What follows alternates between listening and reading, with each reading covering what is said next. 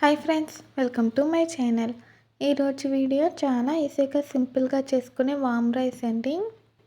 ఉదయం బ్రేక్ఫాస్ట్కి అయినా లేదా లంచ్ బాక్స్ రెసిపీగా అయినా కూడా చేసుకోవచ్చు.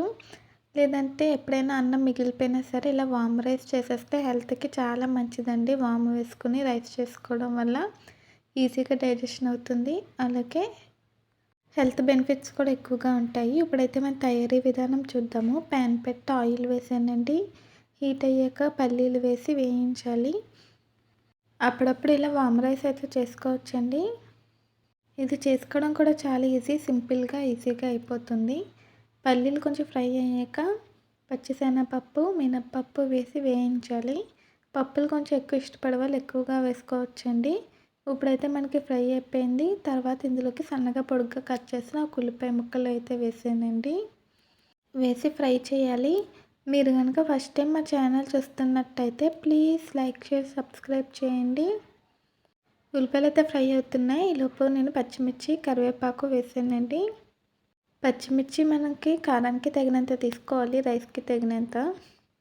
నేనైతే ఒకటే వేసానండి. ఇప్పుడైతే మనం వీటిని బాగా ఫ్రై చేయాలి. మీలో ఎంతమందికి వామ్ రైస్ అంటే ఇష్టమో కామెంట్స్లో అయితే తెలియచేయండి. తర్వాత ఇందులో కొద్దిగా జీడిపప్పు పలుకులు అయితే వేసాను. ఎక్కువగా ఇష్టపడే వాళ్ళు జీడిపప్పు ఎక్కువ క్వాంటిటీ తీసుకోవచ్చండి. జీడిపప్పు ఎక్కువ వేసుకుంటే బాగుంటుంది. తిన్నప్పుడు అక్కడక్కడ తగిలితే బాగుంటుంది కదండి, పిల్లలకు కూడా బాగా నచ్చుతుంది. ఇప్పుడు ఇందులో కొద్దిగా వాము వేసాను. వాము మరీ ఎక్కువగా వేయకూడదండి. మన రైస్కి తగినంత వేసుకొని ఫ్రై చేయాలి, మరీ ఎక్కువగా వేయకూడదు. నేనైతే ఇక్కడ ఒక 2 స్పూన్స్ వరకు వాము వేసానండి. చిన్న స్పూన్తో వాము అయితే వేసి ఫ్రై చేయాలి. ఆయిల్లో అయితే వామును బాగా వేయించాలండి. అలాగే ఇక్కడ నేను అన్నం వండేసాను. రైస్ ముందుగానే వండేసి పెట్టుకున్నానండి. నాకైతే కొంచెం గొంతుకు నొప్పి, కోల్డ్ చేసింది. వాయిస్ అయితే పోయిందండి, కొంచెం మారింది, ఏమనుకోకండి. ఇప్పుడైతే మనకు ఉల్లిపాయలు ఫ్రై అయిపోయినాయి కదా. తర్వాత ఇందులో కొద్దిగా పసుపు, అలాగే రుచికి సరిపడా ఉప్పు వేసుకోవాలి. రైస్కి తగినంత వేసి వేయించాలండి. ఒకసారి బాగా కలిపేసాక ఇప్పుడు ఇందులో మనం ముందుగా వండి పెట్టుకున్న రైస్ మొత్తం వేసేసి బాగా కలుపుకోవాలి.